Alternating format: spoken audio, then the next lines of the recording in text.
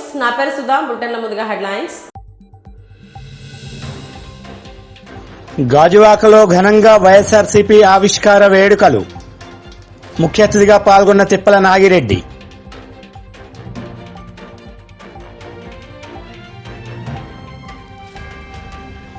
విశాఖపట్నంలో వైఎస్ఆర్సీపీ 12వ ఆవిర్భావ దినోత్సవ వేడుకలు. ముఖ్య అతిథిగా పాల్గొన్న అవంతి శ్రీనివాస్.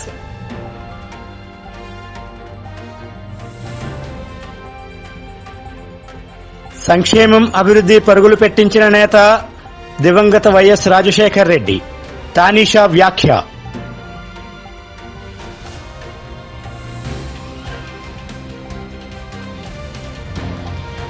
కళ్యాణదుర్గంలో ఘనంగా వైఎస్ఆర్సీపీ పార్టీ ఆవిర్భావ దినోత్సవ వేడుకలు. ముఖ్య అతిథిగా పాల్గొన్న దొనస్వామి.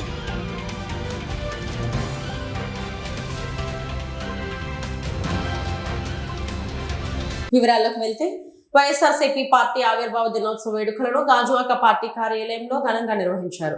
72వ ward party in-charge Seeratla Srinivasu and Tippala Vamsireddy ఆధ్వర్యంలో గాజువాక పార్టీ కార్యాలయంలో నిర్వహించిన ఈ వేడుకలకు ముఖ్య అతిథిగా గాజువాక నియోజకవర్గ శాసనసభ్యులు తిప్పల నాగిరెడ్డి పాల్గొని పార్టీ జెండా ఆవిష్కరించారు. అనంతరం ఎమ్మెల్యే నాగిరెడ్డి మీడియాతో మాట్లాడారు. ఈ కార్యక్రమంలో కార్పొరేటర్లు తిప్పల వంశీరెడ్డి, బొడ్డు నరసింహపాత్రుడు, రాజన రామారావు, భూపతిరాజు తదితరులు పాల్గొన్నారు.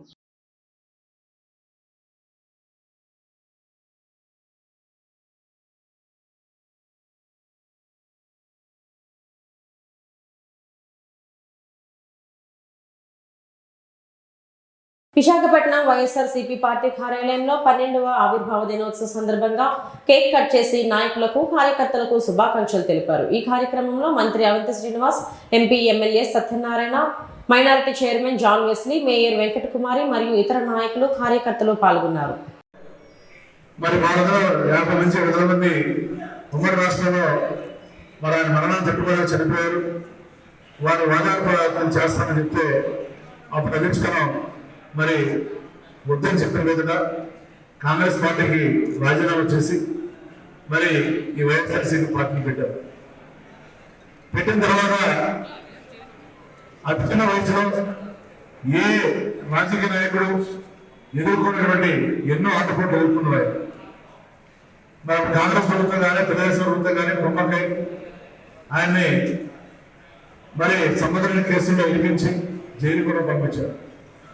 అయినా కూడా మరి ఎక్కడ ఆయన ధైర్యాన్ని వేదిక మీద ఉన్న పెద్దలు, మినిస్టర్ గారికి, అలాగే మేయర్ గారికి, చైర్మన్స్, వైఎస్ఆర్ కాంగ్రెస్ పార్టీ కుటుంబ సభ్యులందరికీ, వేదిక ముందున్న మన ఈరోజు వైఎస్ఆర్ కాంగ్రెస్ పార్టీ 11 సంవత్సరాలు పూర్తి చేసుకుని 12వ సంవత్సరంలో అడుగు పెడుతుంది. అందరికీ ఆవిర్భావ దినోత్సవ శుభాకాంక్షలు తెలియజేస్తున్నాను. ఆ రోజు 11 సంవత్సరాల క్రితం వైఎస్ఆర్ గారి పాదాలు చెంత పుట్టిన ఈ పార్టీ వైఎస్ఆర్ గారి ఆశయ సాధనలో ఇన్ని రోజులుగా ముందుకు సాగుతూ ఉంది. ఆ రోజు జగనన్న ఎగరేసిన మన జెండా తెలుగు ప్రజల గుండెల్లో రెపరెపలాడుతూ ఉన్న పరిస్థితి మనం చూసాము. గల్లీ నుంచి ఢిల్లీ వరకు తెలుగు ప్రజల ఆత్మగౌరవాన్ని జగనన్న చాటి చెప్తూ తన పరిపాలనని సాగిస్తూ ఉన్న పరిస్థితి మనం చూసాం. ఎన్నో పార్టీలు వచ్చాయి, వెళ్ళిపోయాయి. కానీ జగనన్న స్థిరమైన, పటిష్టమైన నాయకత్వంలో మన పార్టీ ముందుకు సాగుతూ ఉంది. 2019లో దేశంలో కానీ మన రాష్ట్రంలో దివంగత మహానేత డాక్టర్ వైఎస్ రాజశేఖర్ రెడ్డి ఉమ్మడి ఆంధ్రప్రదేశ్ ముఖ్యమంత్రిగా సంక్షేమ అభివృద్ధి పరుగులు పెట్టించారు. ఆయన ఆశయాలను, ఆయన సంక్షేమ కార్యక్రమాలను పునరుద్ధరించాలని వైఎస్ఆర్ కాంగ్రెస్ పార్టీ స్థాపించి ప్రజల బాగోగుల కోసం పాదయాత్రలు చేసి 2019 ఎన్నికలలో అఖండ మెజారిటీతో జగన్మోహన్ రెడ్డి ముఖ్యమంత్రిగా అనేకమైన సంక్షేమ కార్యక్రమాలతో పాటు రాష్ట్ర అభివృద్ధిని కంకణం కట్టుకుని అభివృద్ధి చేస్తున్నారని తనీషా మీడియాతో అన్నారు. ఈ కార్యక్రమంలో వన్నూరు స్వామి, లింగాల రమేష్, రాధాకృష్ణ, నారాయణ స్వామి, కుల్లాయప్ప, దావూద్ తదితరులు పాల్గొన్నారు.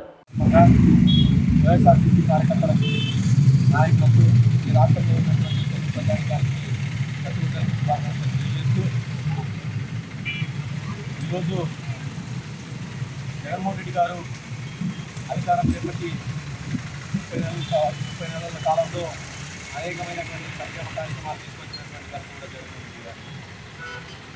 గతంలో ఎన్నో ఒడిదుడుకులు, ఎన్నో ఇబ్బందులు ఎదుర్కొన్నాడు.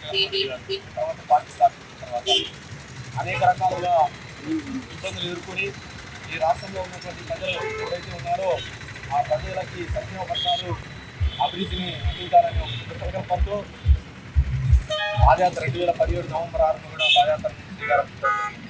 ఈ పాదయాత్రలో అనేకమైనటువంటి సమస్యలు తెలుసుకుని సమస్యలకి ఏ విధంగా పరిష్కారం చేయగలము అని చెప్పేసి కూడా ఆ రోజు ఒక కమిటీని కూడా ఏర్పాటు చేసుకుని అధ్యయనం చేసి నవరత్నాలనే పథకాలతో ఒక మేనిఫెస్టోని కూడా తయారు చేయడం జరిగింది. 2019లో అక్కడ మెజారిటీతో దేవుడి ఆశీస్సులతో ఈ రాష్ట్రంలో ఉన్నటువంటి ప్రజల ఆశీస్సులతో అఖండ మెజారిటీతో ఈ రాష్ట్రానికి ముఖ్యమంత్రిగా కావడం జరిగింది. ముఖ్యమంత్రి అయిన తర్వాత డాక్టర్ వైఎస్ రాజశేఖర రెడ్డి గారు ఆ రోజు ప్రజా సంక్షేమం అయితేనేమి రాష్ట్ర అభివృద్ధి అయితేనేమి విధమైనటువంటి ఒక ప్రపంచంలోనే ఒక విధమైనటువంటి అభివృద్ధి పరిపాలన ప్రజా సంక్షేమము రెండు కళ్ళుగా భావించి అభివృద్ధి చేసినటువంటి ఘనత దివంగత మహానేత డాక్టర్ వైఎస్ రాజశేఖర రెడ్డి గారిది. ఆ డాక్టర్ వైఎస్ రాజశేఖర రెడ్డి గారి ఆశయ సాధనలో భాగంగానే జగన్మోహన్ రెడ్డి గారు ముఖ్యమంత్రి అయిన తర్వాత నాన్నగారి ఆశయాలని ఈ రాష్ట్రంలో ఎవరైతే ఉన్నారో అభిమానులు కావచ్చు లేదా వయసు కుటుంబ కళ్యాణదుర్గం నియోజకవర్గంలో వైఎస్ఆర్ కాంగ్రెస్ పార్టీ 12వ వసంతంలోకి అడుగు పెడుతున్న సందర్భంగా ముఖ్య అతిథిగా హాజరై దివంగత మహానేత డాక్టర్ వైఎస్ రాజశేఖర రెడ్డి గారి విగ్రహానికి పూలమాల వేసి అనంతరం కేక్ కట్ చేసి శుభాకాంక్షలు తెలిపారు. వైఎస్ఆర్ సీనియర్ నాయకులు దొరస్వామి, ఈ కార్యక్రమంలో మండల కన్వీనర్లు, వైఎస్ఆర్సీపీ నాయకులు, కార్యకర్తలు, అభిమానులు తదితరులు పాల్గొన్నారు. అదేమో 1, 9, 12 అనేటివి ఆ సంఖ్యలకే ఒక పెద్ద ప్రత్యేకత ఉంది. వాటికి మంచి పేరుంది. జగన్మోహన్ రెడ్డి పార్టీ స్థాపించిన తర్వాత కూడా మన కార్యకర్తలు కాదు, మనకి ప్రజలంతా కూడా మనకి ముఖ్యమే అని చెప్పి ఈరోజు అన్ని కులాలని, అన్ని మతాలని, ప్రజలందరినీ కూడా ఒకటే మంచి సంకల్పంతో ఈరోజు పాలన సాగిస్తున్నాడు.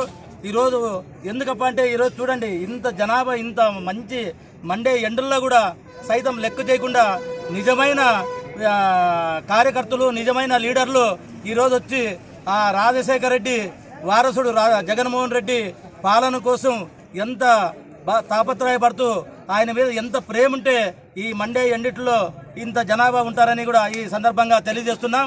జగన్మోహన్ రెడ్డి పాలన ఇలాగే లీడర్లు, కార్యకర్తలు కాదు బాగుపడాల్సింది, ప్రజలు బాగుపడాలి. కాబట్టి ఇలాగే కొన్ని ఏండ్లు జగన్మోహన్ రెడ్డి ఈ పాలన సాగేయాలని, ఈ జగన్మోహన్ రెడ్డి గవర్నమెంట్ ఉండాలని ఈ ప్రజలంతా ఆశీర్వదిస్తారని ఆశిస్తూ ముగిస్తున్నాం. పాదయాత్రలో జగన్ రెడ్డి నిరుద్యోగ యువతకు హామీ ఇచ్చిన ప్రకారం 2,30,000 ఉద్యోగాలు అసెంబ్లీలో ప్రకటించాలని తెలుగు యువత ఆధ్వర్యంలో నిరుద్యోగ సాధన పోరాట సమితి ఇచ్చిన చలో విజయవాడ ధర్నా చౌక్కి కారు వదిలి ఆటోలో వెళ్లి ధర్నాలో పాల్గొన్నారు. తెలుగు యువత రాష్ట్ర అధ్యక్షులు శ్రీరామ్ చిన్నబాబు.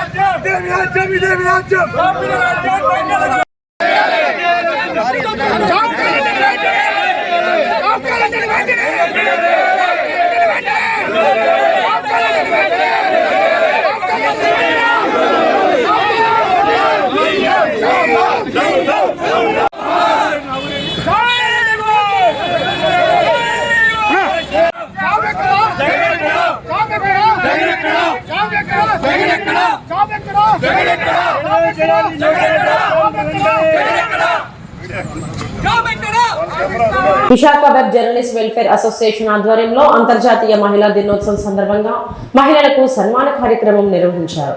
ఈ కార్యక్రమంలో ముఖ్య అతిథులుగా mayor Harivenkata Kumari, deputy mayor Sridhar, deputy mayor Satish, Visakha journalist forum అధ్యక్షుడు గంట శ్రీనిబాబు, కార్యదర్శి దుర్గారావు పాల్గొన్నారు. అని చక్కగా సంబోధించి మంచి రిలేషన్స్ మెయింటైన్ చేసే వాతావరణం ఓన్లీ విశాఖపట్నం, విజయనగరం, శ్రీకాకుళం ఈ 3 జిల్లాల్లోనే ఉంటుంది. పూర్వం ఏదైనా కార్యక్రమానికి గురైనా నిరుత్సాహానికి గురైనా సరే ఆ విషయాన్ని రాస్తూ వాళ్ళకి న్యాయం చేకూర్చడం కోసం వాళ్ళు ఏ రంగంలోనైతే నిరుత్సాహం చెందుతున్నారో ఏ రంగంలోనైతే వాళ్ళు వెనకబడుతున్నారో ఆ రంగంలో ప్రోత్సహించడానికి జర్నలిస్ట్ ఇన్ఫ్లుయెన్స్ కూడా వాడేస్తున్నాడు చాలా విషయాలు.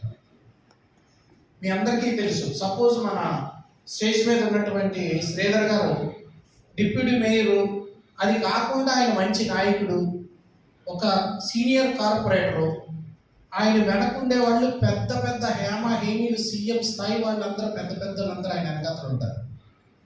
కానీ మా శ్రీనుబాబు ఆయన క్లాస్మేట్స్. ఎవరికైనా ఏదైనా పని కావాలి అని అంటే ఈజీగా మా శ్రీధర్తో చెప్పి నేను చేయించేస్తానండి అంటారు. ఇక్కడ ఈయన సీనియర్ జర్నలిస్ట్ నాయకుడు, ఆయన సీనియర్ పొలిటీషియన్ అనే విషయాన్ని పక్కన పెట్టేస్తారు. ఎవరో అనురాధ గారికో లేకపోతే మా మురళీకో ఏదో పని కావాలనుకుంటారు, సింపుల్గా దొరకాలంటారు, సజెస్ట్ చేస్తారు. అది ఎంత పెద్ద పని అయినా సులువుగా జర్నలిస్ట్కి దీంట్లో ఇటువంటి రిలేషన్ ఎక్కడైతే బాగా ఉంటుందో ఆ సిటీ డెవలప్ అవుతుంది.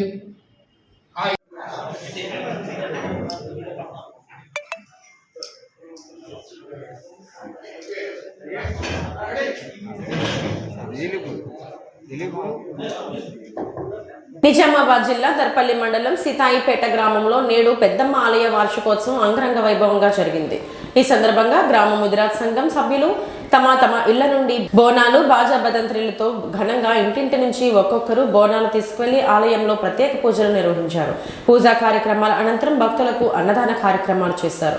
ఈ సందర్భంగా సర్పంచ్ లొక్కిడి విజయరాములు మీడియాతో మాట్లాడారు. ఈ కార్యక్రమంలో సర్పంచ్ లొక్కిడి విజయరాములు, లొక్కిడి రాజన్న, పులి రాజారెడ్డి, జంగింటి నవీన్, సాయిరాం, బాలకృష్ణ తదితరులు పాల్గొన్నారు.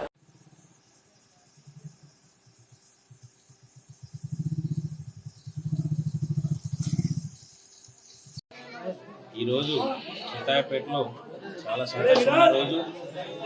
ఎందుకంటే 3 రోజుల సందర్భంగా ఈ ఉత్సవాలను చాలా సంతోషంగా జరుపుకున్నందుకు మా ముదిరాజులందరూ ఏకతాటిపై వచ్చి ఈ 3 రోజుల సందర్భాన్ని నిన్న బోనాల పండుగ, ఇవాళ అన్నదాన సత్రం, రేపు ఈ 3 రోజుల సందర్భం చాలా సంతోషకరమైన రోజులు. ఎందుకంటే ఈ ముదిరాజుల ఐక్యతను ఇంకా ముందుకు ఎదిగి అన్ని కోణాల్లో అందరూ అన్ని ముందుండాలని నా యొక్క మనవి. ఎందుకంటే ఈ ఏకతాటిపై వచ్చి అందరు పట్టుదలతో ఈ పండుగను జరుపుకోవడం చాలా గొప్ప విషయం. ఎందుకంటే మా సీతాయపేటలో ముదిరాజులు ఎక్కువ మెజార్టీ ఉండటం వల్ల ఇది ఎన్నో ప్రతి సంవత్సరం ఇట్లనే ముందు ఇంకా ఎక్కువ చేసుకోవాలని నేర్చుకున్నాను. ఇరు వర్గాల రాజీ మార్గంతో కేసులు సత్వర పరిష్కారానికి లోక్ అదాలత్ ఉత్తమ వేదిక అని జిల్లా ప్రధాన న్యాయమూర్తి జి గోపి అన్నారు. జాతీయ లోక్ అదాలత్ కార్యక్రమాన్ని శనివారం జిల్లా న్యాయ సేవాధికారి సంస్థ కార్యాలయంలో జిల్లా ప్రధాన న్యాయమూర్తి ప్రారంభించారు. ఈ సందర్భంగా ప్రధాన న్యాయమూర్తి మాట్లాడుతూ సమాజంలో కక్షలు, కార్పణ్యాలు వీడి ప్రతి ఒక్కరూ మంచి ఆలోచనలతో నడుచుకోవాలని కోరారు. మంచి అలవాటు. ఆ విషయంలోనే కొంత మనల్ని మనం సర్దిద్దుకునేందుకు కొన్ని విషయాలు మీతో మాట్లాడాలని నేను ఆశిస్తున్నాను. విశ్వ నిర్మాత చల్లని వీక్ష ప్రకృతిలో ఉన్న ఆరని వెలుగును మసిబారిన మనుషులలో కళ్ళలో వెలుగు నింపేందుకు ప్రయత్నంలో భాగంగా కాంతిశీకుడు అనే ఒక కావ్య పుస్తకంలో రాస్తాడు. నేను మళ్ళీ ఒకసారి చెప్తాను.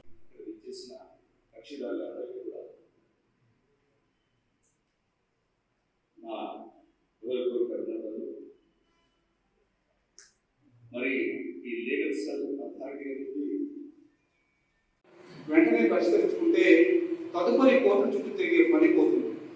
మీకు తెలుసు, ఇందులో అప్పీల్ చేసే అవకాశం లేదు. అంతిమ తీర్పు ఇది. సుప్రీంకోర్టు తీర్పు ఇస్తే ఎలాంటి ప్రభావం ఉంటుందో అలాంటి ప్రభావమే లోకదాలు ఇచ్చే అవార్డు ఉంటుంది. కాబట్టి ఇవన్నీ మీరు గుర్తిరిగి మీ సమస్యను పరిష్కరించుకుని 2022-2023కు గాను వైసీపీ ప్రభుత్వం ప్రవేశపెట్టిన బడ్జెట్లో యాదవులకు ₹1 కూడా కేటాయించకపోవడం దారుణమని తెలుగు యాదవ మహాసభ రాష్ట్ర అధ్యక్షులు కోన గురవయ్య యాదవ్ అన్నారు. రాష్ట్రంలో 1,35,00,000 మంది యాదవులు ఉన్నారని, ఓటు బ్యాంక్ 75 లక్షలు ఉన్నారని, అటువంటి మమ్మల్ని చిన్నచూపు చూడడం మంచిది కాదన్నారు. యాదవ కార్పొరేషన్ ఉన్న నిధులు కేటాయించకపోవడం ఎంతవరకు సమంజసమని తెలిపారు. అనకాపల్లి ఎంపీ సీటు యాదవులు కేటాయించాలని కోరారు. యాదవులలో ఇరిగేషన్ మంత్రి అనిల్ కుమార్ యాదవ్ ఉన్న బడ్జెట్లో యాదవ్లకు అవకాశం కల్పించకపోవడాన్ని ప్రశ్నించలేదని వాపోయారు. రాష్ట్ర ముఖ్యమంత్రి గారికి మేము చెప్పదలుచుకున్నాము. యాదవ్ సంఘం తరఫున 2022-23 బడ్జెట్ పెట్టారు, బాగానే ఉంది. మరి అన్ని కులాల పేరు మెన్షన్ చేశారు.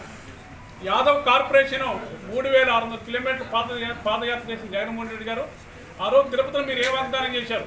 యాదవ్ కార్పొరేషన్ ఇస్తామని చెప్పారు, ఇచ్చారు. కానీ వాళ్ళ ఒక్క రూపాయి కూడా నిధులు ఎందుకు ఇవ్వలేదు?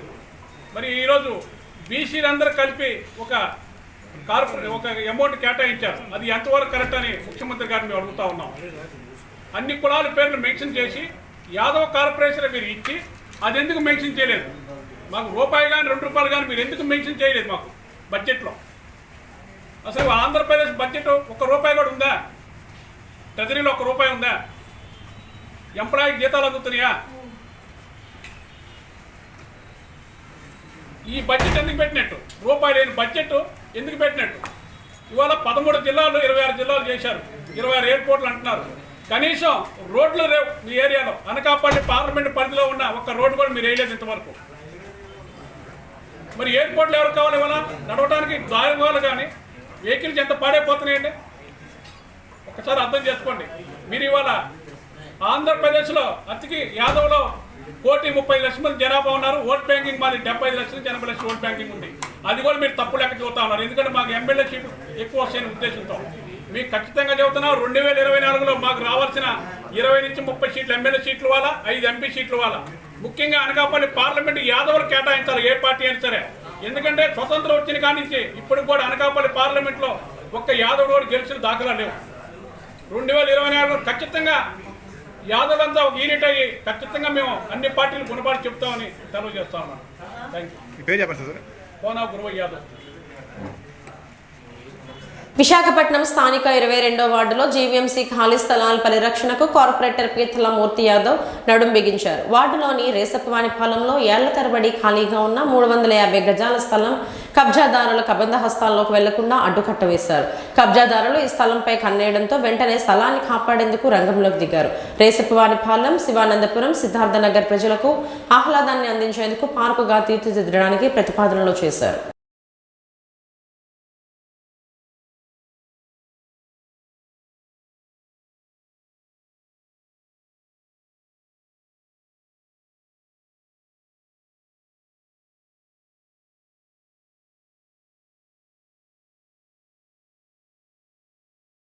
గాజువాకలో ఆయిల్ షాపులపై విజిలెన్స్ శాఖ అధికారులు అకస్మాత్తు తనిఖీలు చేపట్టారు.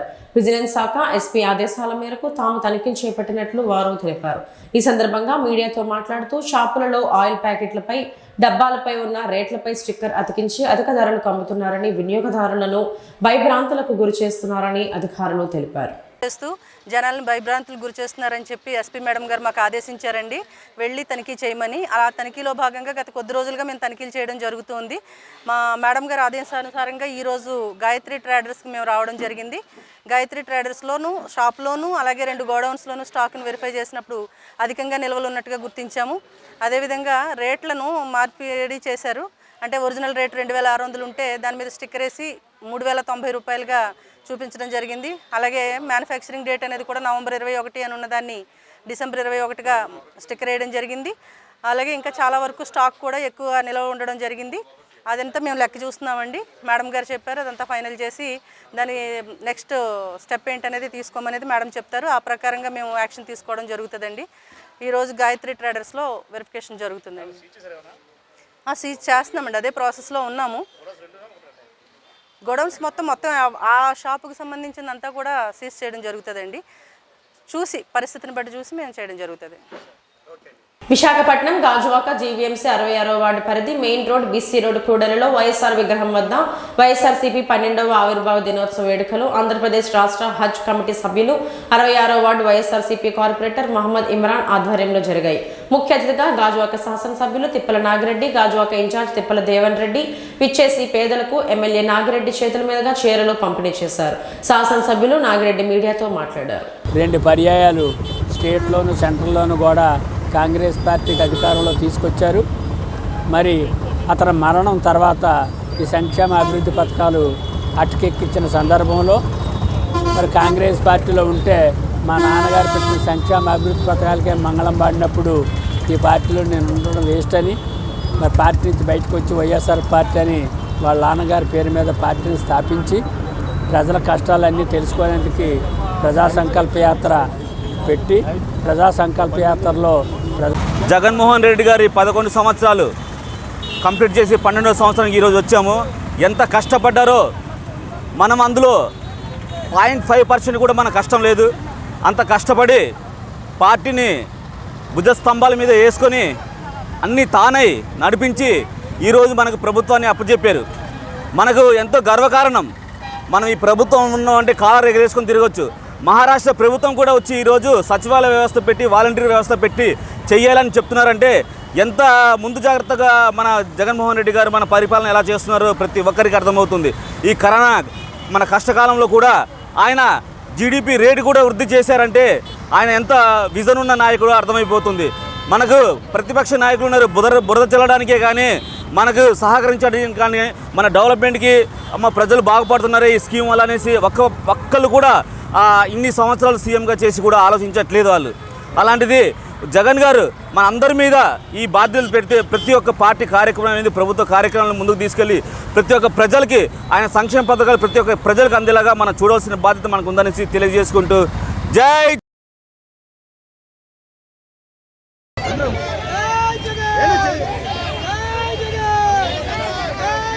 రావూరు పట్టణంలోని స్థానిక బస్టాండ్ కూడలి నందు ఎస్ఐ క్రాంతి కుమార్ వాహనాలకు సరైన పత్రాలు లేకుంటే జరిమానాలు విధించడం కాకుండా వాహనాలను సీజ్ చేస్తామని ఎస్ఐ క్రాంతి కుమార్ అన్నారు. గురువారం నాడు మధ్యాహ్నం 1 గంట సమయంలో స్థానిక బస్టాండ్ కూడలిలో వాహనాలు తనిఖీ నిర్వహించారు. ఈ సందర్భంగా వాహన పత్రాలు, డ్రైవర్లకు లైసెన్సులు లేని వారికి జరిమానాలు విధించారు.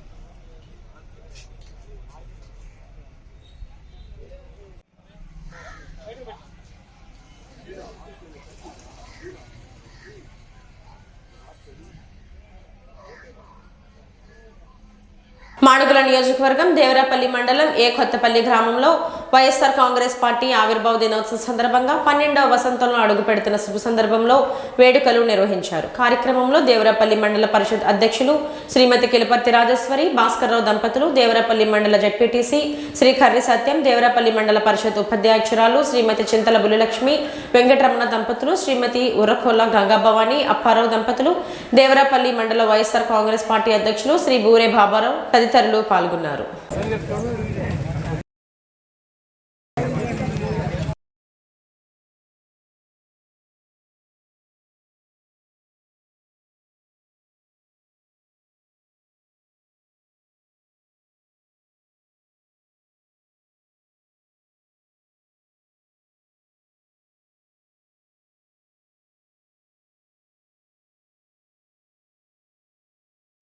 అలాగే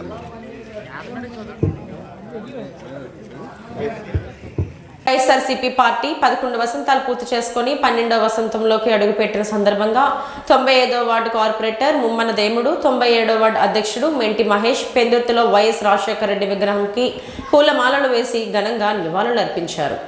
అనంతరం ముమ్మన మాట్లాడుతూ చెక్కు చెదరని ఆత్మవిశ్వాసంతో కార్యకర్తలతో ముందుకు తీసుకువెళ్తున్న పార్టీ వైఎస్ఆర్ పార్టీ అని, కుల మతాలకు పార్టీలకు అతీతమైన సంక్షేమ పాలన అందించే పార్టీ వైసీపీ అని, పేద బడుగు బలహీన వర్గాల వారు ఎక్కువగా ఆకర్షితులవుతున్నారని అన్నారు. తండ్రి రాజకీయ పాలన ఆశయాలకు అనుగుణంగా సంక్షేమ పథకాలలో ప్రజల గుండెల్లో సుస్థిర స్థానం సంపాదిస్తున్న నాయకుడు జగన్మోహన్ రెడ్డి అని, ప్రజల దీవెనలతో రాబో కాలంలో మరిన్ని సేవలతో ఆంధ్ర ప్రజలకు బంగారు పాలన అందిస్తామని మాట్లాడారు. ఈ కార్యక్రమంలో ముచ్చకర్ల ధారప, అవగడ సోమనాయుడు, వెంకటపతి రాజు, దామోదర్, చింతబ్రహ్మం, స్వామినాయుడు, విజయలక్ష్మి, చందు, యాదవ్, రాంబాబు, మాధవ్, ఈశ్వర్రావు తదితరులు పాల్గొన్నారు.